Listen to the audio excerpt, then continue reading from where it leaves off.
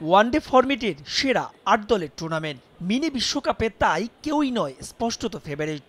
গেলবার সেমিতে খেলা বাংলাদেশের লক্ষ্য শিরোপায়, অন্তত দেশ ছাড়ার আগে তেমনটাই জানিয়ে গেছেন টাইগার কাপ্তান। কিন্তু বাস্তবতার নিরিখে আদৌ কতটুকু সম্ভাবনা আছে শান্তর দলের শিরোপা জয়ের, হচ্ছে সেই আলোচনাও। কদিন আগে টাইগারদের চাইতে চ্যাম্পিয়ন্স ট্রফিতে আফগানিস্তানকে এগিয়ে রেখেছিলেন অজি গ্রেট রিকি পন্টিং। এবার সেই সুরে সুর মেলালেন প্রোটিয়া কিংবদন্তি এবি ডিভিলিয়ার্স। তবে পন্টিং এর মতো অতটা কাঠখোট্টা নয়, যুক্তি দিলেন নিজের মতের পক্ষে। বাংলাদেশ দারুণ একটা দল, যথেষ্ট ব্যালেন্স। তবুও আমার মনে হয় না তারা টুর্নামেন্ট জেতার মতো কোনো দল। এটা কিছুটা অস্বস্তিকর শোনাতে পারে, তাদের সামর্থ্য আছে আপসেট ঘটানোর, কিন্তু আমি মনে করি না তারা সেমিতে যেতে পারবে। বাংলাদেশি সমর্থকরা এই কথা শুনে আমাকে অপছন্দ করতেই পারেন, সেজন্য আমি দুঃখিত। তারা ভালো দল, তবে চ্যাম্পিয়ন্স ট্রফি জেতার মতো নয়।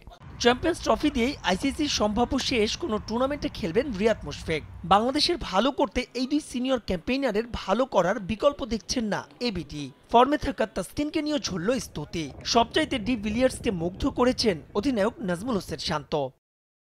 অধিনায়ক হিসেবে শান্ত দারুণ, রঙিন পোশাকে সে ফর্মেও রয়েছে। ব্যাটে দলকে শান্ত সামনে থেকে নেতৃত্ব দিতে পারবে। মুশফিকুর রহিম, তাসকিন, মিরাজের মতো অলরাউন্ডার আছে স্কোয়াডে। মাহমুদুল্লাহ রিয়াদের খেলা দেখতেও আমার ভালো লাগে। বাংলাদেশের পাশাপাশি চ্যাম্পিয়ন্স ট্রফিতে আফগানিস্তানের কোনো সম্ভাবনাই দেখছেন না ডিভিলিয়ার্স। অবশ্য এও বলছেন এই দুই দলের মধ্যে কোনো এক দল যদি সেমিফাইনালে যেতে পারে তবে তা হবে ক্রিকেটের জন্যই মঙ্গলজনক। মাহবুব রিমন, সময় সংবাদ।